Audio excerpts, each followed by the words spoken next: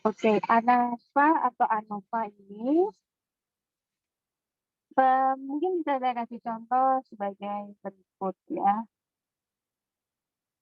Pada tahun 77 ada penelitian eksperimental gitu ya, yang mau meneliti tentang kemampuan mengingat.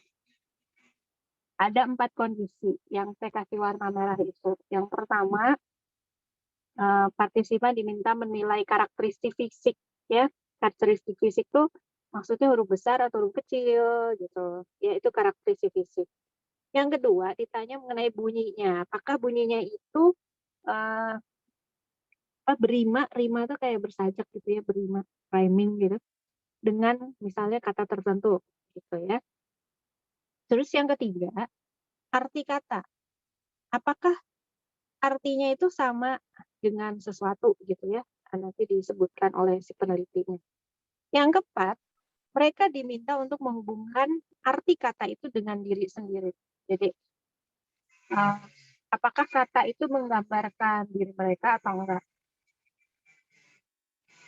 Nah, dari 4 karakteristik itu, kalau kita membuat analisisnya menggunakan uji T, maka kita harus membuat 6 penelitian.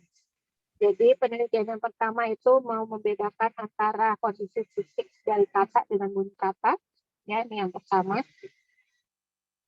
Terus yang kedua mau membandingkan antara kondisi fisik dengan arti. Yang ketiga kondisi fisik dengan terkaitan dengan diri sendiri itu. Yang keempat bunyi kata dengan arti kata. Yang kelima bunyi kata dengan diri sendiri. Dan yang keenam arti kata dengan berkaitan dengan diri sendiri. Jadi kalau kita menggunakan uji T, bisa dibayangkan ya, ini 4 kondisi ini harus dibandingkan satu sama lain sehingga menghasilkan 6 penelitian. Dan 6 penelitian itu artinya kan 6 kali mencari partisipan, waktunya juga 6 kali lipat, analisisnya juga 6 kali. Ya. Oleh karena itu, ini kan tidak efisien.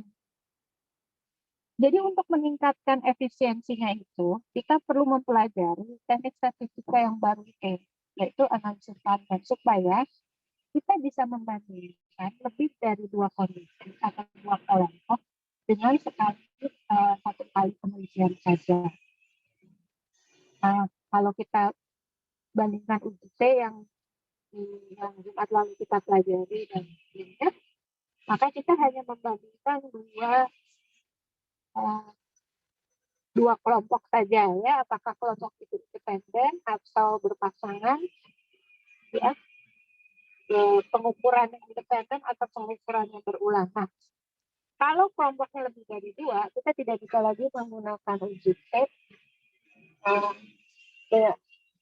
dengan satu kali penelitian. Kita harus lebih dari satu kali, sehingga kita perlu analisis yang baru, yaitu analisis varians. Gitu ya, itu dasarnya kenapa kita mempelajari analisis varians. Nah, analisis varians itu apa sih? Ini, misalkan kita punya 3 kelompok. Ya. 3 populasi yang berbeda yang kita mau ambil sampelnya, dan dari sampel itu nanti kita bandingkan apakah 3 kondisi perlakuan itu berbeda atau sama. Ya, itu prinsip yang sama dengan uji T. Ya kan? Bisa nggak kalau ANOVA kita pakai untuk 2 kelompok? Bisa aja, tapi itu sama aja dengan uji T gitu. Ya. Nah, ini kita ambil 3 kelompok ya. Mulai dari 3 kelompok kita bisa menggunakan ANOVA. Sebelum kita kejauhan, kita belajar dulu istilah atau terminologi yang dipakai ya dalam riset. Ada istilah independent variable, mungkin udah pernah dengar beberapa kali ya, variabel bebas. Nah, ini yang variabel yang kita manipulasi atau treatment istilah. dalam penelitian yang lain, kita kasih treatment. Nah, treatmentnya itu adalah independent variable. Jadi dalam arti yang tadi, contoh penelitian yang tadi, kita punya 4 kondisi, ya, 4 variabel bebas. Kemudian dependent variable itu adalah variabel terikat. Nah, ini adalah variabel yang diteliti perubahannya karena adanya independent variable. Jadi dia berubah-ubah itu tergantung dari independent variable-nya. Makanya disebut dependent karena kondisi dia ya tergantung dari kondisi independent variable-nya. Oke. Nah, kalau kita menggunakan variabel yang nggak dimanipulasi untuk membentuk kelompok, misalnya, kita kan nggak bisa manipulasi umur orang. Ya, umur itu kan sudah ada nempel pada karakteristik partisipan. Sehingga kita paling bisa hanya mengelompokkan orang berdasarkan umur, tapi kita nggak bisa memberikan umur gitu. Ya, makanya kita kasih nama quasi independent variable karena kita nggak bisa kasih. Kalau obat kita bisa kasih, misalnya obat pelangsing, nah itu kita bisa kasih, ya. Tapi kalau umur kita nggak bisa kasih umur sama orang. Nah, kalau kita nggak bisa memanipulasi variabel itu, dia disebut quasi independent variable. Nah, kalau di ANOVA, variabel yang membentuk kelompok itu disebut faktor. Jadi, umur itu disebut faktor. Ya. Nah, contoh ini. Ada 2 faktor. Yang pertama adalah teknik terapi yang dipakai. Yang kedua adalah waktu. Jadi, di sini penelitinya menggunakan 2 macam variabel bebas. Ya, istilah di ANOVA itu variabel bebasnya jadi kita katakan faktor. Jadi 2 faktor yaitu teknik terapi dan waktu. Ini penelitian ya mungkin ini lagi meneliti terapi apalah, terapi apa nih sekarang banyak ya macam-macam terapi, mau hipnotis, CBT, ya banyak banget. Lalu kita punya level. Nah, level itu adalah kondisi dalam faktor. Nah, untuk teknik terapi ini kita punya 2 level. 2 level tuh ada terapi 1 dan ada terapi 2. Nah, gitu ya. Jadi kalau bayangkan nih risetnya lebih kompleks daripada yang UGT. Terus kalau waktu ada berapa level? Siapa yang tahu? Untuk waktu ini ada berapa level?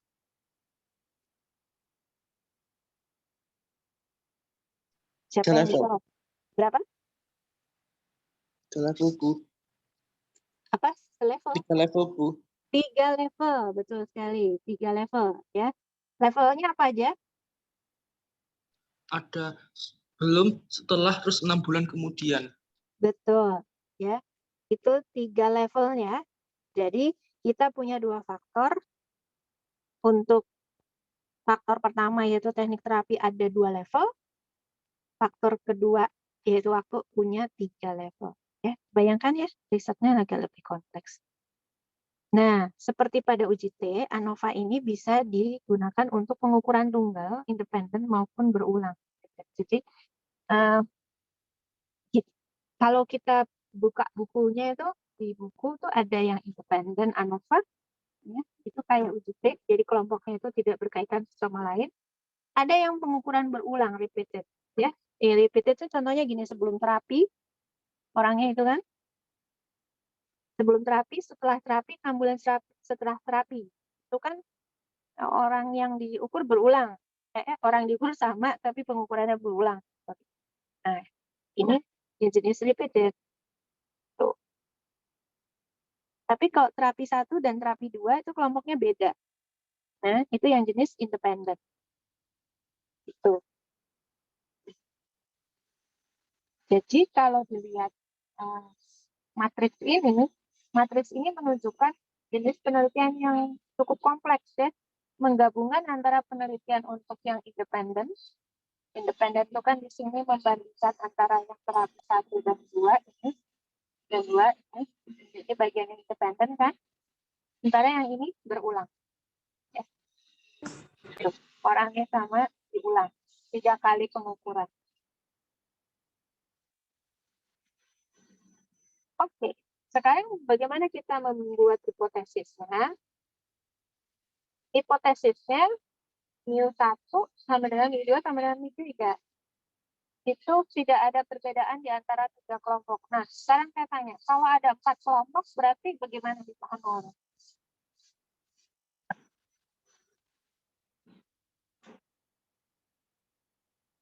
Kalau ada 4 kelompok, gimana nol?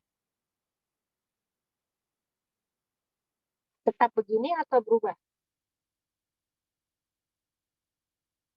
Siapa yang punya ide? Ada yang punya ide?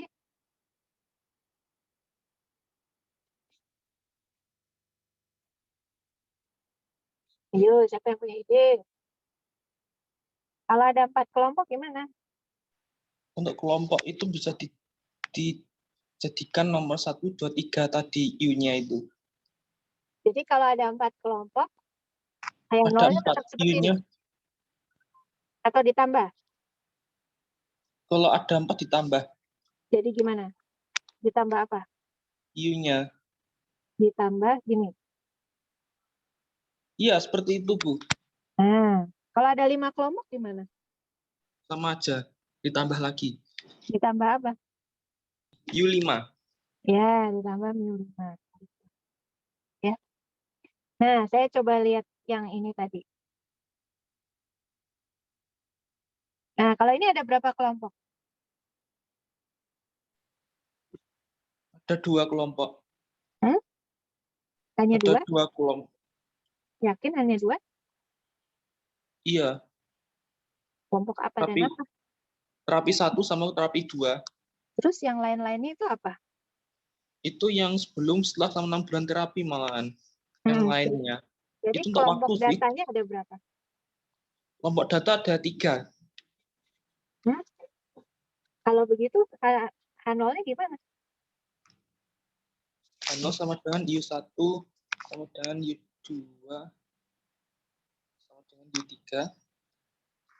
Hmm? Itu membandingkan mu1, mu2, mu3 itu membandingkan kelompok yang mana?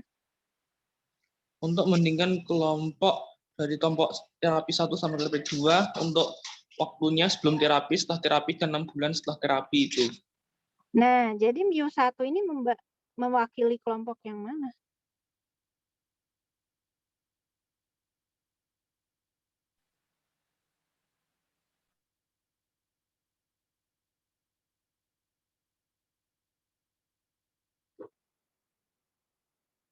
Ini mewakili kelompok yang mana? Kalau kita lihat gambar yang tadi, yang ada populasi ini. Nah, setiap kelompok itu berasal dari populasi tertentu. Ini ada 3 kelompok, 3 populasi. Makanya ada mu1, mu2, mu3. Nah, kalau yang ini, nah ini ada berapa kelompok? Ada berapa mu yang terlibat di sini? Siapa yang punya ide? 2 nggak, Bu? 2 dari mana? Padan mana? Kelompok terapi 1 dan kelompok terapi 2. Terus yang lainnya? Jadi yang mana? mu1 yang mana? Ini. Gitu. mu2 ini. Terus yang ini apa? Oh, jadi ada 6, Bu. Nah, ada 6. Jadi mu3, mu4, boleh ya dicari sendiri mu-nya mau diganti-ganti juga boleh. Misalnya ini nggak mau, ini saya mau ini mu2, boleh nggak? Ini mu3 gitu. Boleh nggak? Ya boleh aja, ya terserah. Ups. Nah, kita kasih nama, ini mu1, ini misalnya gini ya. 3, mu4, mu5, mu6. Jadi H0-nya gimana?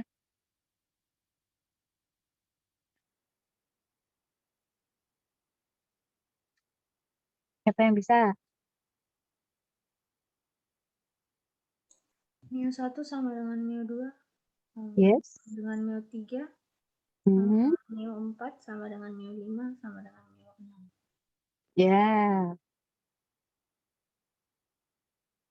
Ya, artinya tidak ada perbedaan di antara ke-6 kelompok itu.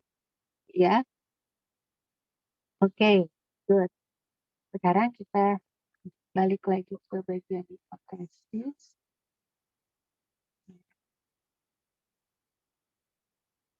Nah, K1-nya salah satu rata-rata populasi berbeda. Ya. Jadi kalau lihat tadi kotak 6 kotak yang tadi, matriks 6 tadi, berarti ada salah satu di antara 6 ini yang berbeda. Entah yang mana. Entah yang ini, atau yang ini sama yang ini berbeda. Kita nggak tahu. Pokoknya K1-nya ada salah satu yang berbeda. Itu K1-nya.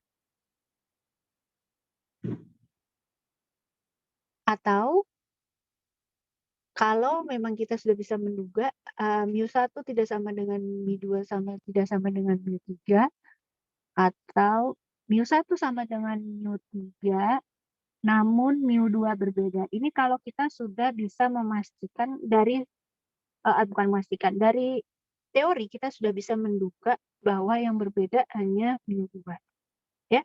Dan karena ada kelompoknya bisa banyak sekali, kayak tadi ada 6, alternatifnya itu untuk H0 dan H1-nya itu bisa terbuka sangat variatif tergantung dari apa yang mau dicari ya, diduga itu apa.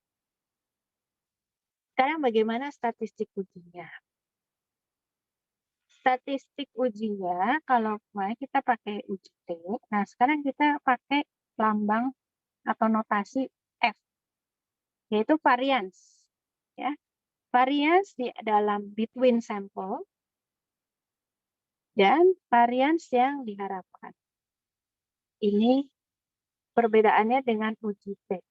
Ya, kalau kemarin uji T itu kan yang berpasangan itu kan kita lihat apa perbedaan yang diperoleh di antara M1 dengan M2.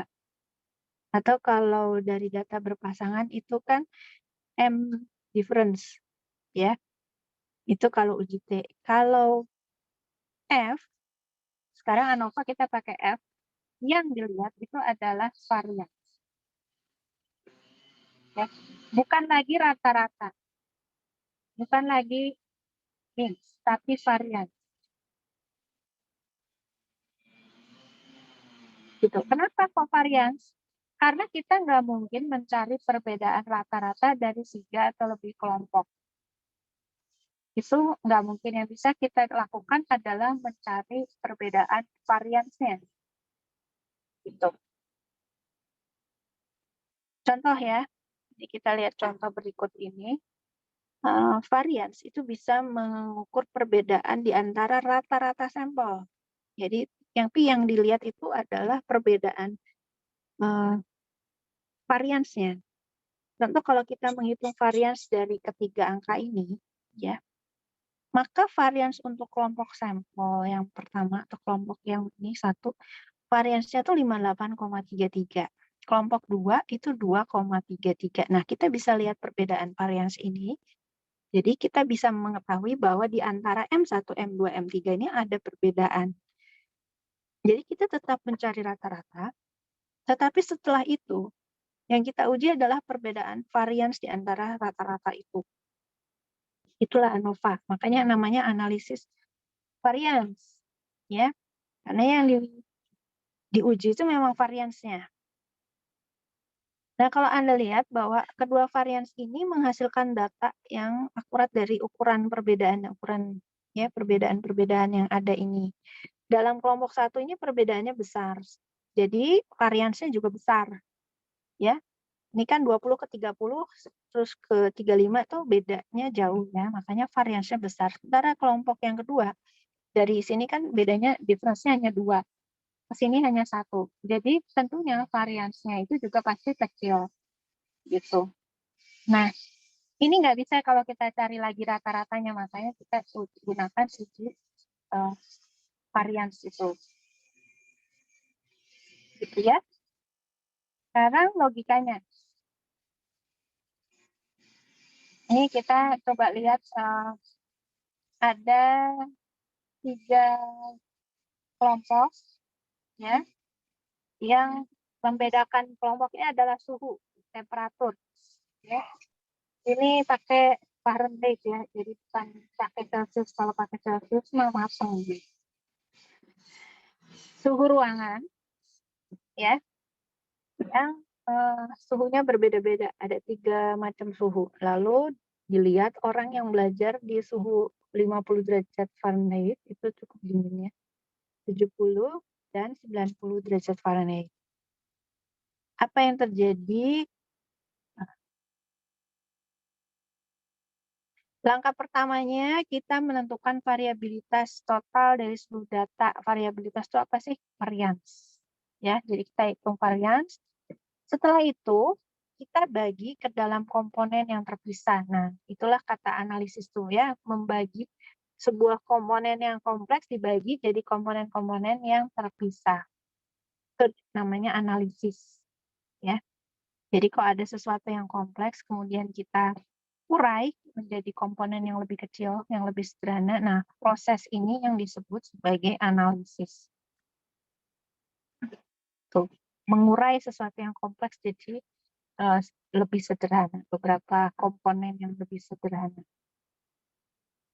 Nah, karena kita mau menganalisis variabilitas, maka yang dianalisis, yang diurai itu adalah variansnya. Komponen yang pertama yang diurai. Yang pertama adalah komponen between treatments ya, dengan komponen within treatment. Nah, istilah between dan within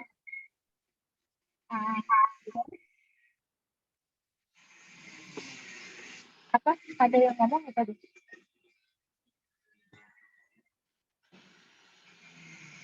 Oke, saya lanjutin aja ya. Nah, istilah between dan within ini sama seperti yang Jumat lalu kita bahas. Kalau between itu berarti kelompoknya sama apa beda?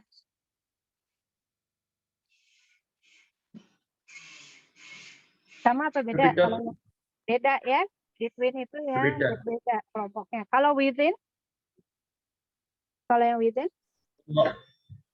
Nah, kalau yang within itu yang sama ya. Yang sama. Jadi di dalam kelompok yang sama. Ya. Oke. Sekarang kita lanjut. Kemudian dari between itu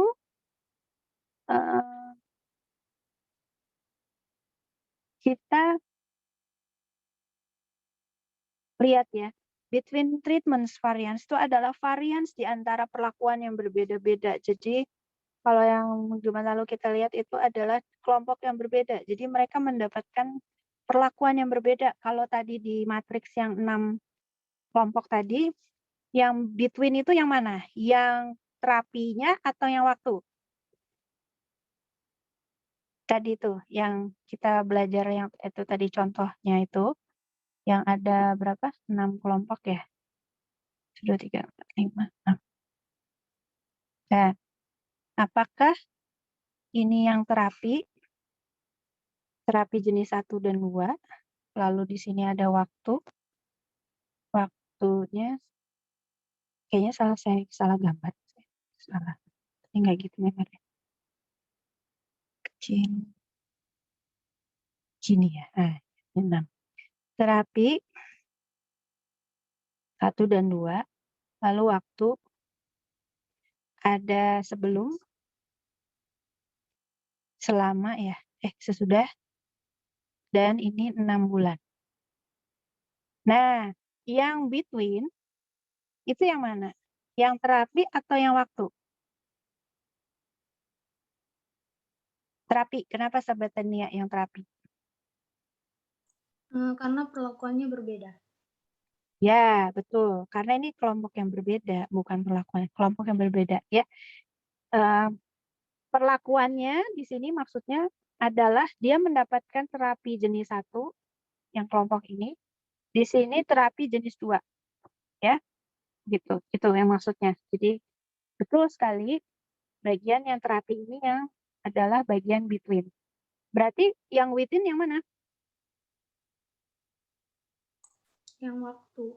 So, ini adalah bagian yang within karena setiap kelompok sampel ya mendapatkan variasi pengukuran ya. Ada pengukuran sebelum, sesudah dan 6 bulan sesudahnya. Gitu. Sekarang kita lihat berikutnya.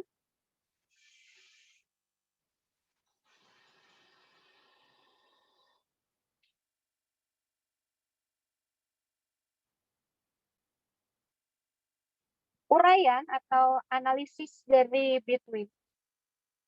Ya, itu mau melihat perbedaan di antara perlakuan. Jadi kalau yang tadi itu melihat perbedaan antara kelompok terapi yang jenis 1 dan jenis 2. Nah, jadi tujuan analisis untuk bagian between itu mau membedakan 2 alternatif. Yang pertama itu perbedaan di antara perlakuan, apakah itu terjadi secara kebetulan semata, misalnya karena ada perbedaan di antara sampel ya. Kebetulan mungkin sampel yang satu itu pinter-pinter, sampel yang satunya itu mungkin kurang pinter. Itu kan kebetulan. Ya. Bukan karena efek dari terapinya sedikit, tetapi karena kebetulan. Sementara yang kedua, perbedaan di antara perlakuan itu lebih besar secara signifikan sehingga tidak bisa dikatakan terjadi karena kebetulan semata. Jadi memang karena adanya efek perlakuan. Nah, jadi skor yang kita dapat nanti bisa menentukan apakah perbedaannya itu kebetulan, terapi 1 dan terapi 2 itu sebenarnya nggak ada perbedaannya, hanya kebetulan aja, atau memang betul-betul membedakan.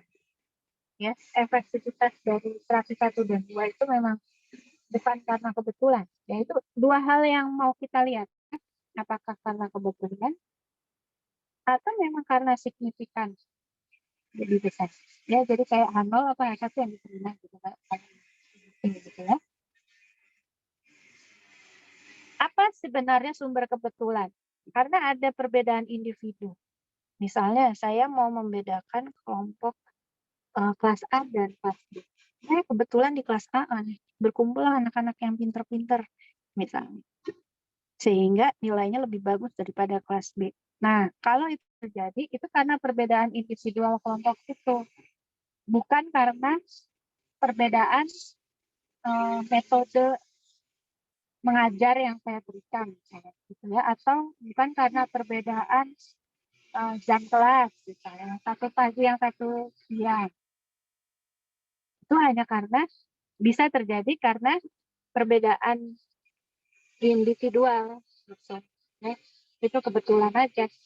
Yang kedua, kesalahan dalam eksperimen. Nah, kalau kesalahan dalam eksperimen, ini nggak pengen, kita benar-benar nggak kepengen.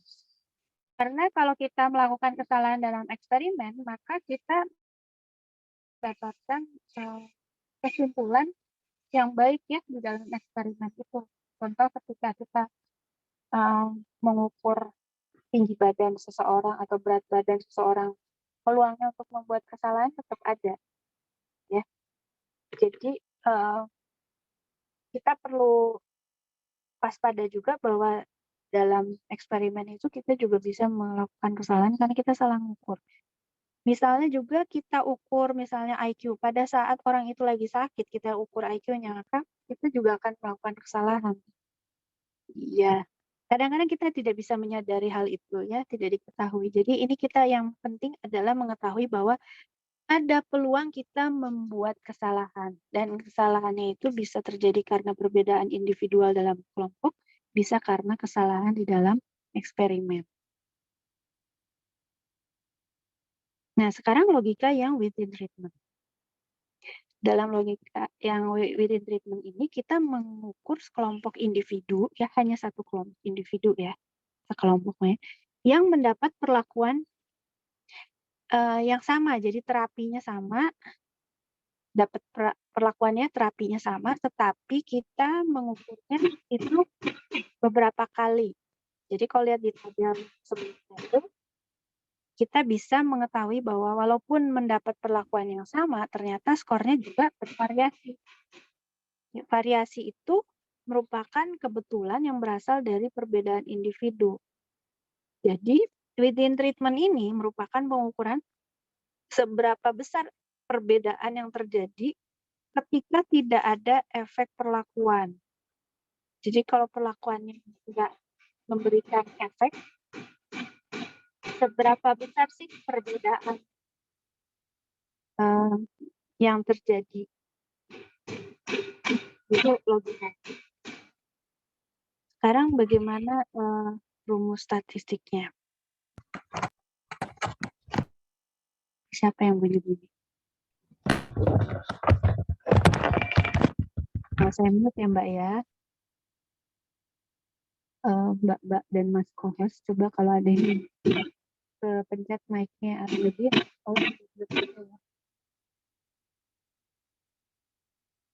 kita lanjut.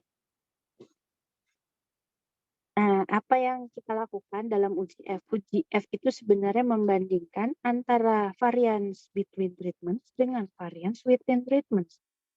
Itulah uji F. Jadi, variance yang terjadi di between, kalau tadi di contohnya itu adalah yang between itu adalah yang terapi, dibagi variance within treatment-nya itu waktu. Tuh, ini rumus statistik ya. Ya, bagaimana caranya kita, ini khusus yang independen ya, nanti kalau sempat belajar yang berulang. Jadi kita lihat ya, F itu sama dengan perbandingan antara between dengan within. Between per within. Itu adalah F.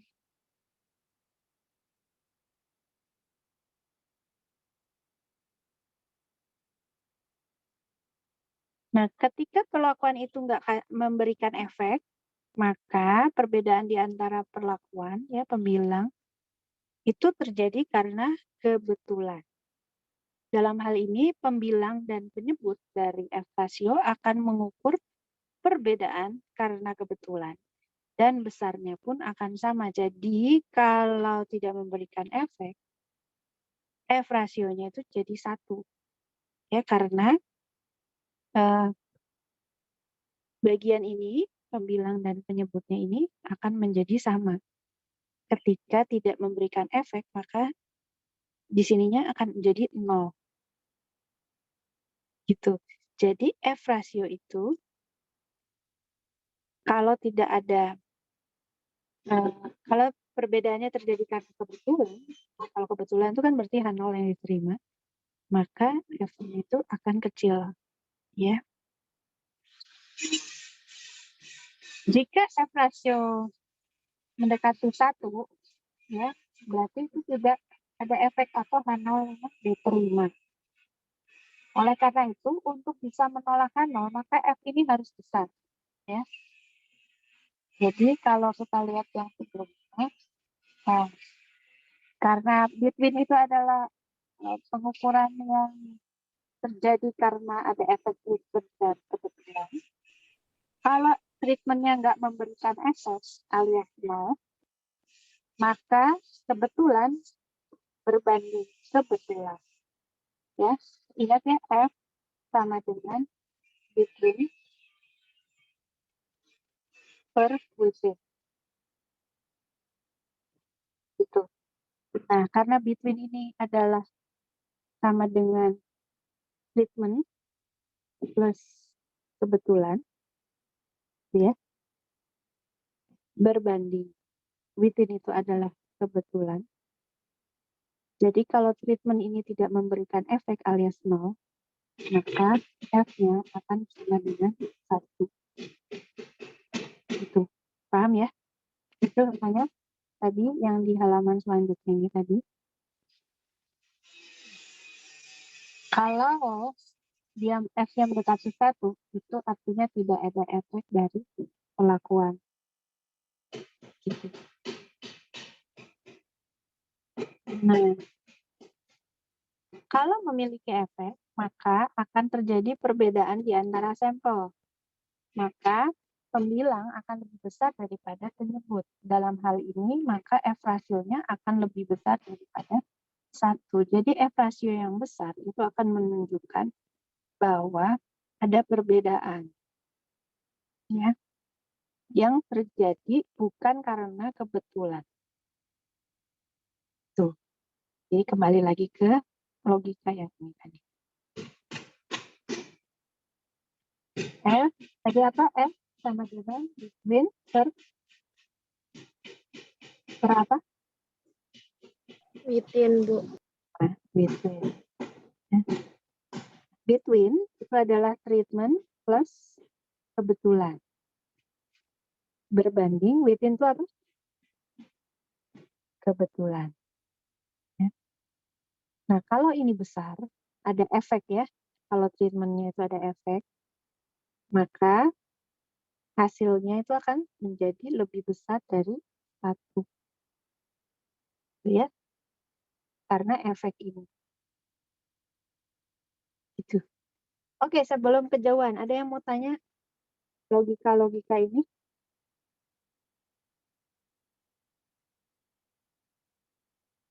Jadi saya tanya, kalau untuk bisa menerima H1, menolak H0, itu F-nya harus kecil apa besar?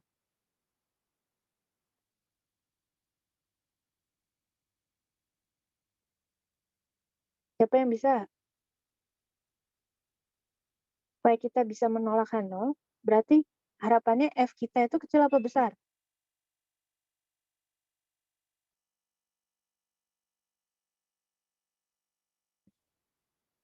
Halo? Siapa yang bisa? Ya? Kecil apa besar? Supaya kita bisa menolak H0. Untuk menolak H0 itu harus lebih besar. Besar ya? F-nya ya? Betul. Untuk bisa menolak H0, F-nya itu harus besar. F itu bisa negatif nggak? Coba kalau dilihat dari sini. F bisa negatif nggak?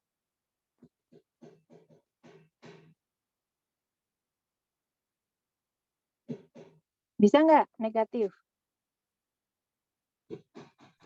Ada yang bisa menduga? Kalau dari rumus ini? F bisa negatif nggak?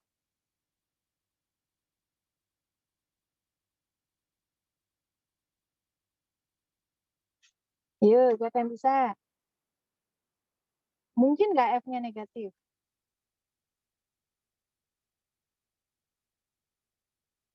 Kalau lihat dari ini aja, dari rumus ini. Mungkin nggak F itu negatif? Mungkin, Bu. Mungkin? Gimana caranya supaya bisa negatif?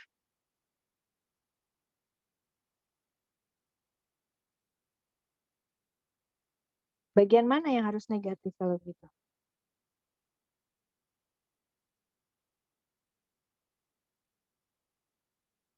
Ayo, siapa yang bisa?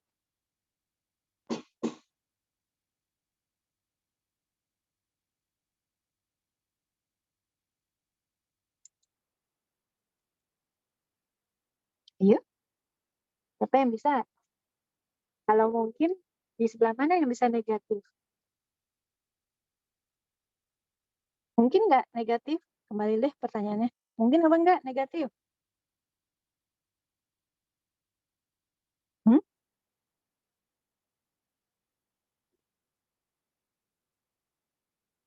Coba panggil aja ya. Siapa yang mau jawab nih? Nggak ada yang mau jawab, aku panggil aja ya. Mau dipanggil apa ada yang mau jawab sendiri? Coba yang namanya apa ya? Kak Bagus, kamu cariin satu orang dong. Siapa yang menurutmu bagus buat di bagus cocok menjawab pertanyaan ini? Siapa Kak Bagus? Pilihin satu dong. Sinta Uli mungkin, Bu. Oke, Sinta Uli. Dipanggil Mas Bagus. Menurutmu bisa negatif nggak? Bu, Bisa negatif mungkin, nggak? Hmm? mungkin. Mungkin? Kalau mungkin yang Itu, sebelah Bu. mana nih? Sehingga F rasio akan sebesar 1. Gimana ya? Jadi, mungkin nggak? Nggak mungkin kayaknya. Nggak mungkin, Sin. Betul sekali, nggak Ya. mungkin. Nah, Nah, thank you, nggak mungkin. Karena kan kalau tidak ada efek, itu kan di sini treatment itu kan memberikan angka 0, ya. Kalaupun di sini negatif, negatif banding negatif ini hasilnya apa? Tetap aja positif kan? Ya. Jadi tidak mungkin F itu negatif. Paling kecil angkanya berapa jadinya? Kalau dibaca di sini. 1. Bagus. Ya. Paling kecil itu 1. Jadi 0, juga nggak mungkin. Oke? Gitu ya. Terima kasih. Kita lanjut ya. Nah, sekarang bagaimana nih notasi dan rumus-rumusnya? Kalau tadi udah logika, ya sekarang kita belajar notasi di ANOVA ini.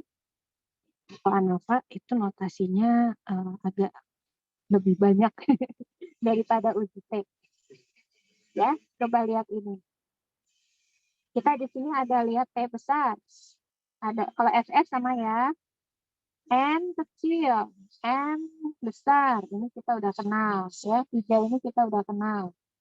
Yang belum T1 besar, T besar 1 itu ya. Terus G, ada N besar dan ada K. Apa aja ini? Ya. Ups. K kecil itu mau mengatakan apa? Banyaknya kondisi perlakuan.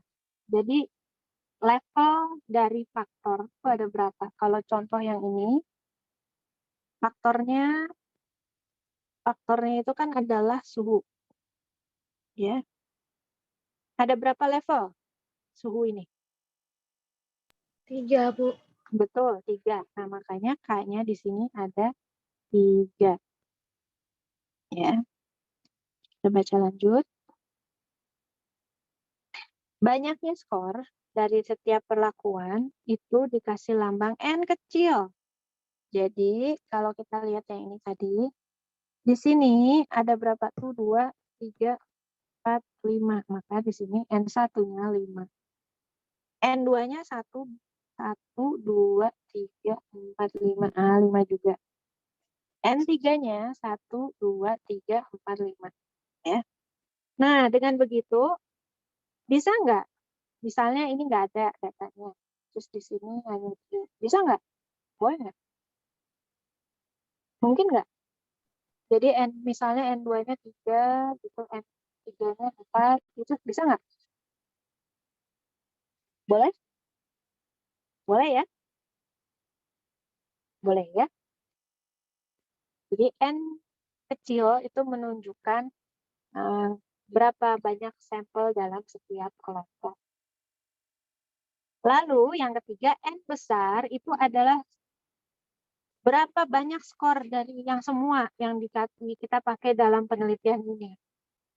Nah, karena di sini ada 1, 2, 3, 4, 5, ditambah ini 5, ditambah ini juga 5, maka N besarnya adalah 15. Ya. Jadi N besar itu sama dengan N1 tambah N2 tambah N3. Kalau ada 4 kelompok ya berarti tambah dan seterusnya gitu ya. N sampai N terakhir. Oke, lanjut ya. Terus skor total T besar itu untuk tiap kondisi perlakuan. Jadi sigma X. Jadi sigma X untuk kelompok 1. Ya, ini sigma X untuk kelompok 1 itu namanya total. Jadi 0 ditambah 1 ditambah 3 ditambah 1 ditambah 0. Ya, itu total. Ini kayak kalau waktu itu sigma X1 lah gitu ya. Sama dengan T2 4 ditambah 3 ditambah 6 ditambah 3 ditambah 4. Itu jadi 10. T3, T besar 3 ini 1 tambah 2 tambah 2. tambah 0 tambah 0. Gitu. Ya. Itu jadi T besar 3. Sekarang kita lihat ya berikutnya. G besar itu adalah grand total. Ya, grand total itu adalah penjumlahan, jadi T1 tambah T2 tambah T3, jadilah grand total. Gitu. Ya. Oke, sampai sini dulu. Adakah yang mau bertanya? Ya. Sudah bisa? Masih ingat tadi? Ya. K ini apa? Jumlah? Hanya perlakuan, Bu. Ya. Kondisi. Faktor apa level? Hah? Faktor apa level? Level, Bu. Ya, betul. Level. Bagus. Kalau ini, T1 ini apa? Skor Jumlah total, Bu. tiap sampel. Ya, bagus. M, ini apa?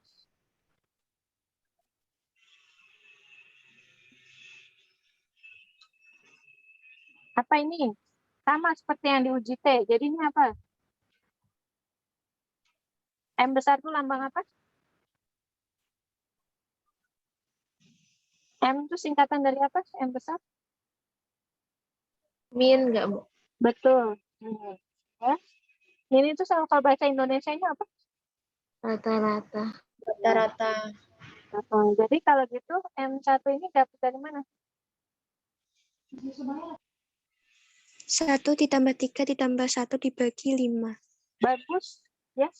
0 tambah 1 tambah 3 tambah 1 tambah 0 dibagi 5 atau T besar dibagi M. Ya. Oke, bagus. Kalau SS sama ya seperti yang lalu ya, SS ya. Nggak ada perubahan. Oke, jadi sigma X kuadrat SSM itu sama seperti yang lalu. Oke, nah kalau kita buat ringkasannya, ya, maka kalau buat ringkasannya, jadi yang harus kita hitung itu kan F itu yang mau kita cari itu adalah variance between dibagi variance between. Variance between kembali ke konsep yang terdahulu ya, yang di minggu-minggu yang sebelumnya. Variance between itu adalah SS per DF. Kan? Nah, karena ini adalah variance between, makanya SS between per DF between.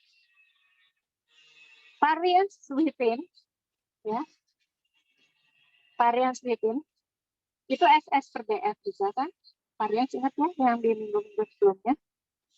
Variance ada SS per DF, tapi karena ini khusus within, jadi SS within per DF within. Gitu. Nah, SS total gabungannya adalah SS within dan SS within. Sementara DF total itu terdiri atas DF between dan DF within. Nah, itu logikanya. Ya, jadi kita harus cari ini. SS between, SS within, DF between, DF within. Dengan demikian, maka kita akan bisa menghitung variance between dan variance within. Kalau kita bisa menghitung variance between dan variance within, kita akan mendapatkan F. Gitu. Ya. Oke. Nah, ini kita coba. Ini rumus-rumus yang kita perlu tahu, nggak beda sebelumnya seperti yang lalu intinya. Nah, perbedaannya adalah karena kita menggunakan notasi yang tadi. SS total, sebenarnya kan prinsipnya sama ya, sama uji yang lain, yang sebelum-sebelumnya. Hanya notasi yang kita pakai jadi berbeda. Sigma X kuadrat dikurangi grand total kuadrat dibagi N besar. Itu SS total. Nah, SS within itu adalah jumlah dari SS si setiap treatment.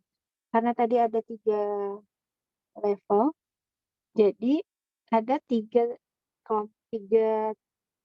treatment di situ. It's treatment. 3 kelompok di dalam setiap treatment. Nah, jadi ini SS1 untuk kelompok 1, SS untuk kelompok 2, dan SS untuk kelompok 3. Kita cek tadi data yang tadi.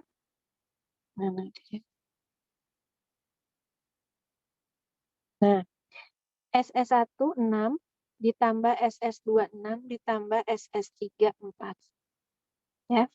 Ini adalah SS total. Kita coba cek tadi. Ya. SS within. Kan 6 tambah 6 tambah 4. Sekarang yang between. SS between itu adalah SS total dikurangi SS within, atau bisa juga kita hitung pakai rumus yang ini. Kalau kita mau langsung. Ya. Bisa begini, atau kalau kita sudah punya SS within, kita bisa masuk ke yang ini. Ya, ini sama rumus yang sama. Oke. Sekarang bagaimana dengan DF? DF total itu adalah N besar minus 1. Ya. DF within itu adalah jumlah dari semua DF di dalam treatment. Tadi kan N-nya ada N1-nya kan 5 ya. Berarti kan DF1-nya itu sama dengan 5 min 1. 4. N2-nya tadi berapa? Siapa yang masih ingat? N2. Ada berapa? N2. N kecil 2. Siapa yang masih ingat?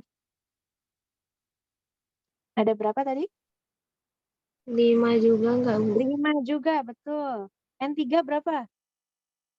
5 lagi, Bu. Nah, makanya sigma DF atau DF within-nya adalah 4 tambah 4 tambah 4.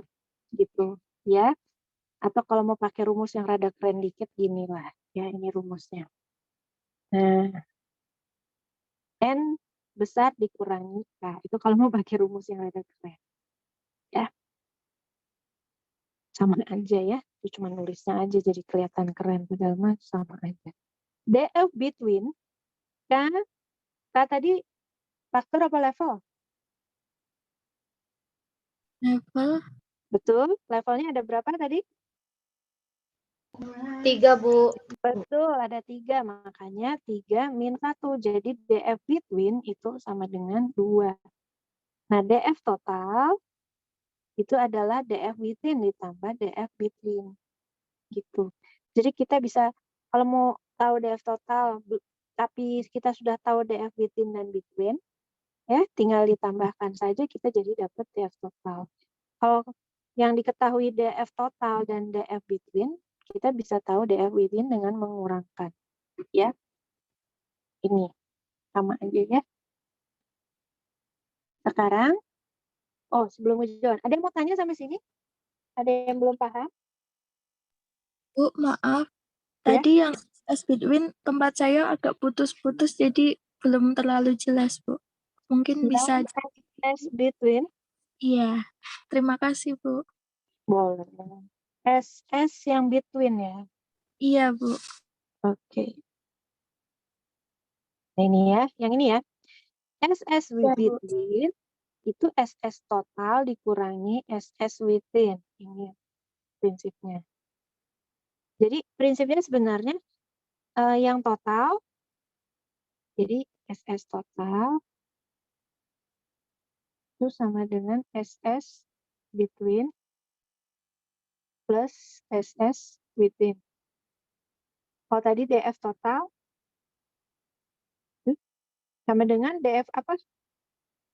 Between. Sama ya logikanya. Tadi gimana? Coba lihat. Within plus between. Sama kan? Ya, between. Sama sebenarnya. Within. Plus between. Ya. Nah, kalau mau pakai rumus yang rada keren, bisalah pakai rumus ini. Nah, gitu. Oh, iya Bu, paham Bu. Terima kasih. Ya, sama-sama. Oke, ada lagi yang mau tanya? Pokoknya ingat aja ya, total itu adalah between plus within. Mau apa, SS atau BS sama. Ya, itu kalau mau pakai rumus yang rada keren, misalnya satu boleh. Ada yang mau tanya lagi?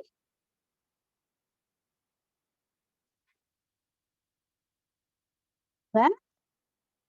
Kalau nggak ada, kita lanjut ya. Sekarang kita mau menghitung varians dan F ratio. Sekarang F, ya, F itu tadi kan variance between plus variance within. Ya, variance between per within. Nah, ini lambangnya ya. Kalau diurai, jadi ini kan varian kan ini lambangnya kan. Ini diurai SS per DF. Nah, ini rangkuman dari yang tadi. Jadi hasil perhitungannya ya SS between per DF between itu 15. SS between per DF between 1,33 ya kan dari hasil perhitungan yang sebelumnya ini. Ya kan? Ya, dari hasil yang itu loh. Dari hasil yang ini yang udah kita hitung. Ya. Itu kita dapat ini. Jadi F sama dengan 15 per 1,33. Jadinya 11,28. Ini adalah F-nya. Sampai sini dulu. Gimana untuk menghitung? Ada pertanyaan? Langkah-langkahnya?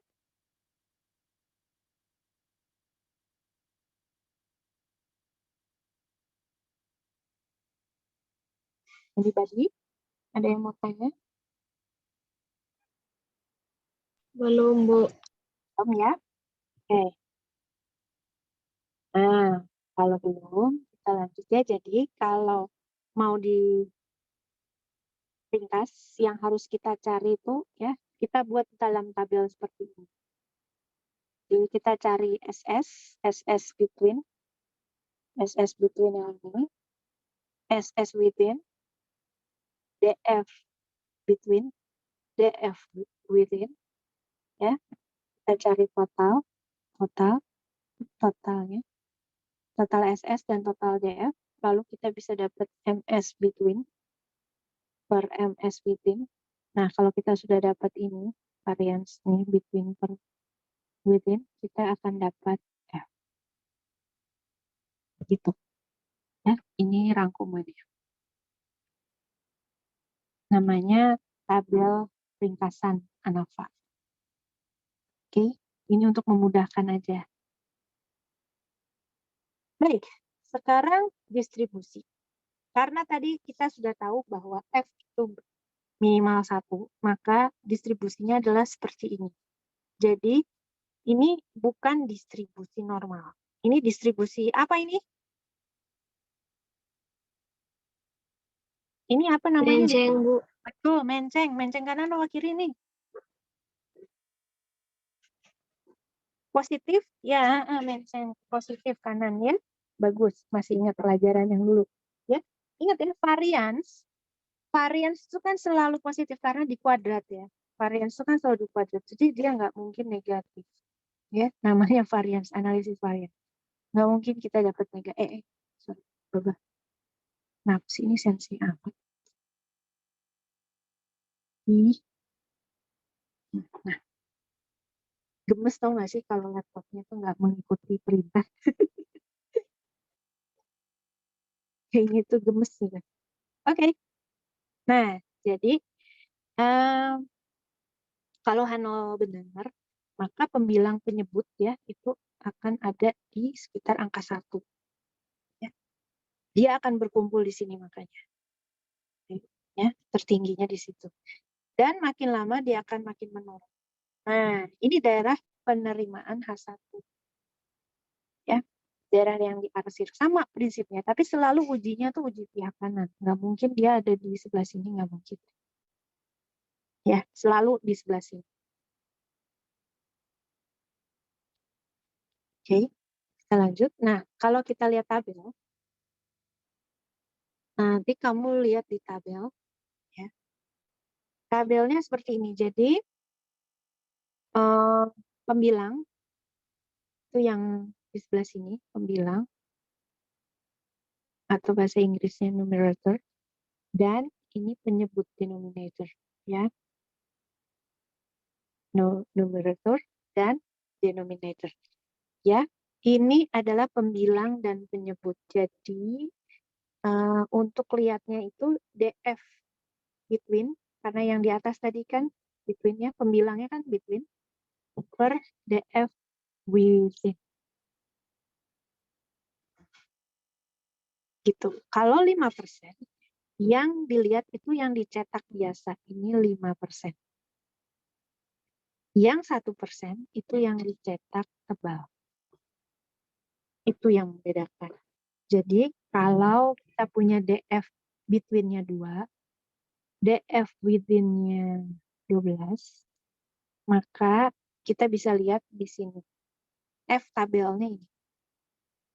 Tinggal mau F tabel yang 5%, apa yang 1%? Kalau yang 5% berarti yang berapa?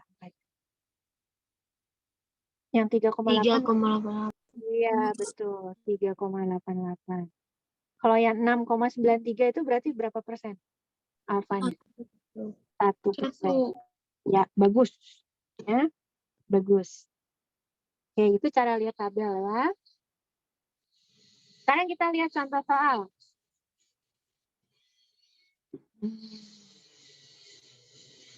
Ada seorang dokter mau menguji efektivitas dari obat penghilang rasa sakit. Ya, ada obatnya A, ada obat B, ada obat C. Selain 3 obat ini, dia juga kasih obat pura-pura, namanya tuh placebo.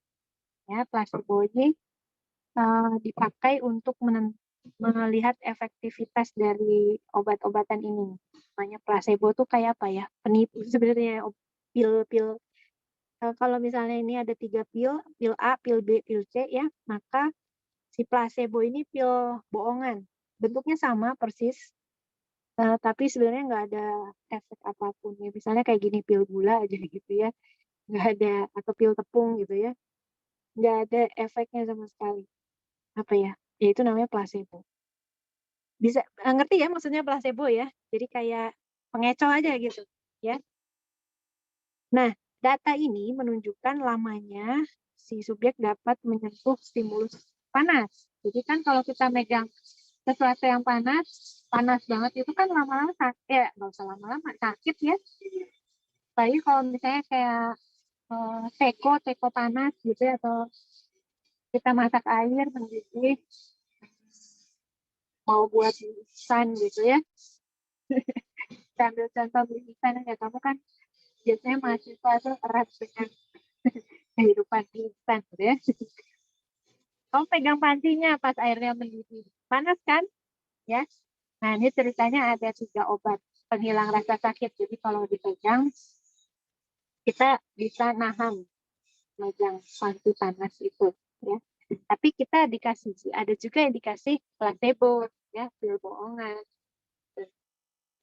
Terus langkah pertama, ya, sama seperti yang lalu-lalu, kita harus merumuskan hipotesis dulu. Nah, ini kalau di dalam bikin proposal penelitian tuh, makanya di dalam proposal tuh selalu ada hipotesis. Kalau penelitiannya kuantitatif, ya, karena hipotesis itu harus ditentukan dulu. Contoh hipotesisnya misalnya ini, mu 1 sama dengan mu 2 sama dengan mu 3 sama dengan mu 4.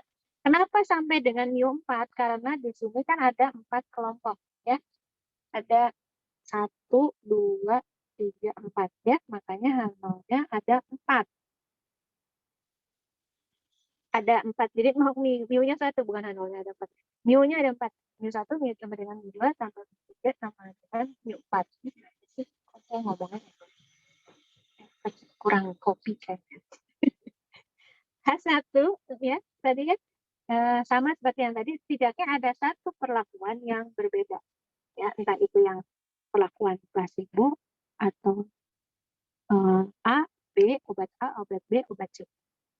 Terus mau ditentukan ya, alfanya 5%. Lalu kita tentukan berdasarkan alfa itu daerah kritis ya, di tabel, F tabelnya. Nah, untuk bisa menentukan F tabel, kita perlu DF between dan DF within. Ya, kita lihat ke yang tadi. Nah,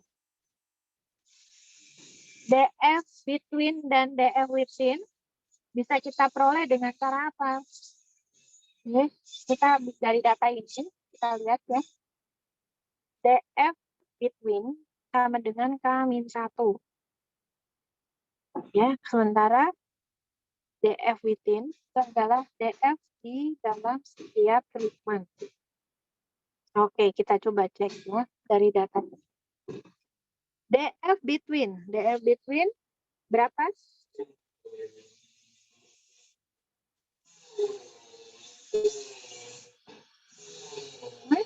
Tadi apa rumusnya?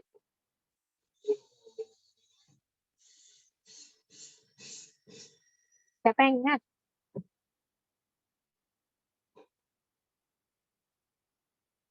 Yuk, siapa yang ingat?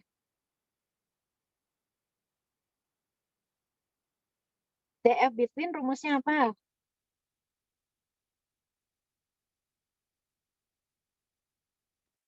Ayo, bapak-bapak, ibu-ibu. Siapa yang ingat deh? Kurang 1, Bu. K? Kurang 1. Betul. K-1. Jadi sama dengan berapa? K-nya berapa? 4, Bu. 4. Betul sekali. Jadi K-1. 4. -1 berapa? 3. Bagus. DF within. N-1. DF1 tambah DF2 tambah DF3 tambah DF4. DF1-nya berapa? DF1 berapa? DF itu apa sih? N? N kurang 1.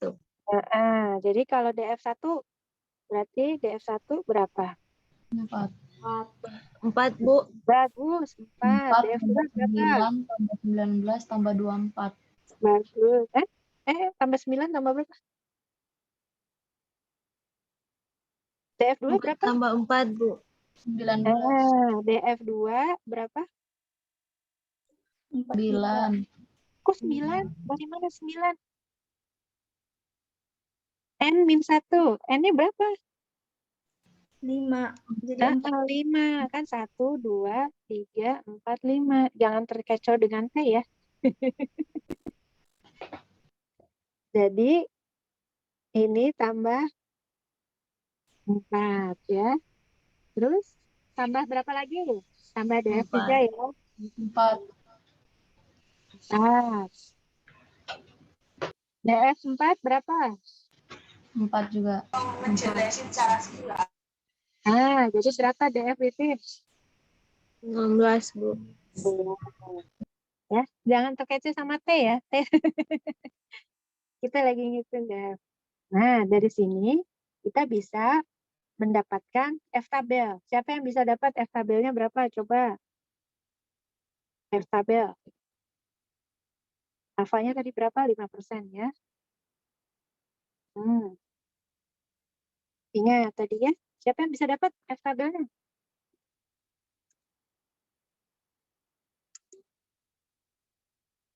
Yo, siapa yang bisa?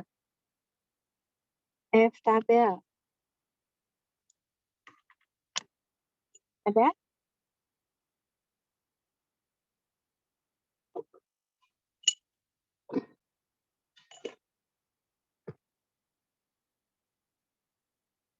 Lihat, ada yang lagi buka tabel nggak? Lagi cari, Bu. Cari.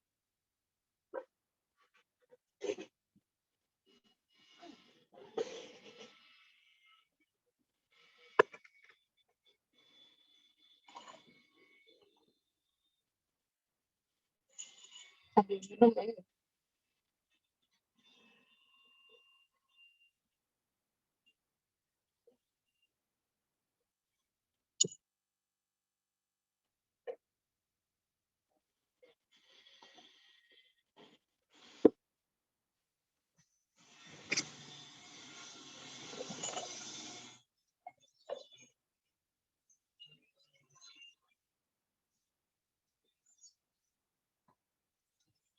Ya, siapa yang sudah berhasil, katakan.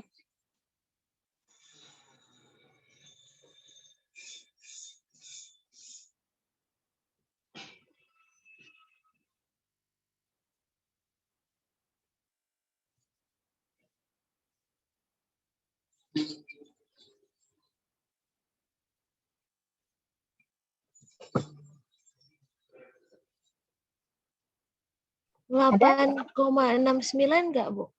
8,69 8,69. gini. Bingung sih, Bu, sama pembilang sama penyebutnya yang mana, Bu?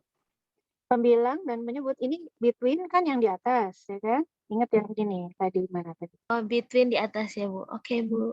Ini sudah. Nah ini, yang ini, ya numerator itu apa?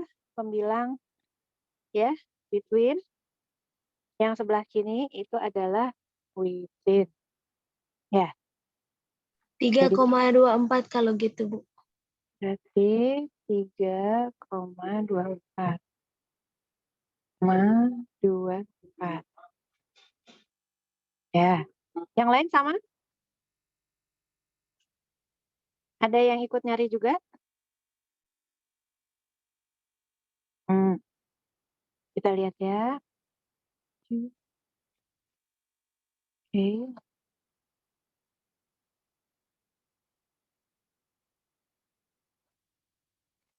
Nah, nanti kita lihat ya. Sekarang kita lihat cara menghitung F rasionya. Hitung dulu SS total. Lalu kita hitung dulu SS within, SS between. Nah, ini nanti harus coba aja. Lalu hitung MS between dan MS within. Nanti kita dapat F. Kita bandingkan dengan F tabel.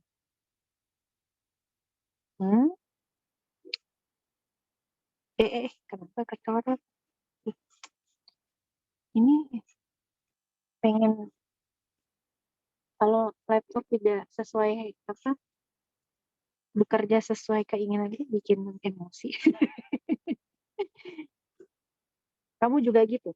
Kalau laptopnya tidak menuruti perintah, bikin kesel dong.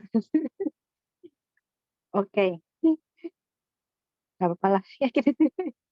Sekali-sekali kesel tapi sambil ketawa. Cuman mengharap dimaklumin ya. Jadinya lemot. Nah, karena tadi F F tabelnya itu berapa? Tugas. Tadi F tabelnya berapa, Dek? Tadi 3, berapa? 24, Bu. 24. Oke. Nah, karena F hitung kita itu lebih besar dari F tabel, kan kalau kita lihat gini kan, ini F tabelnya 3,24. Nah, F hitung kita kan ada di daerah ini, ya kan? 8 itu kan ada di sini lah ya. 8,3 berapa itu? 33 ya? 33. Nah, karena dia ada di daerah sini, ganti warna. Nah, maka kita bisa menolak kan 0. Ya, artinya ada efek perlakuan yang signifikan. Gitu. Prinsip ini sih saya kira sama ya, sama yang uji tes. Hanya perhitungannya aja yang berbeda. Sampai sini, adakah yang mau bertanya?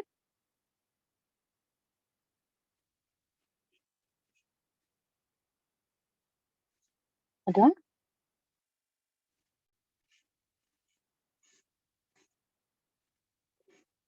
Nah, saya terus terang menyarankan Anda mulai belajar menggunakan SPSS sama PSPP lah minimal. PSPP itu bisa diunduh gratis. pakai banyak sebenarnya software-software gratisan di internet ya. Software untuk uji statistik yang sederhana kita bisa cari di internet banyak. Kalau SPSS itu kan berbayar soalnya sebenarnya. Kecuali kamu bisa dapet yang bajakan, tapi ya kayaknya biasa kita pakai bajakan ya. Kalau kamu bisa pakai software, uji T dan uji ANOVA ini akan menjadi lebih sederhana. Kita hanya cukup melihat apakah dia signifikan di 5% atau 1%. Gitu. Ya. Kalau kamu mau tahu cara pakai SPSS atau PSPP itu kan PSPP itu versi gratisannya SPSS. Di e-book tuh ada cara menggunakannya. Cara input datanya gimana, cara analisisnya gimana, cara bacanya gimana. Kamu bisa lihat di akhir bab 10 dan 11 itu ada cara menggunakan SPSS di demonstration, bagian demonstration akhir sebelum problems. Ya. Oke, besar efek ini mungkin nanti lihat sambil jalan. Saya pikir cukup sampai sini dulu aja. Ada yang mau tanya nggak?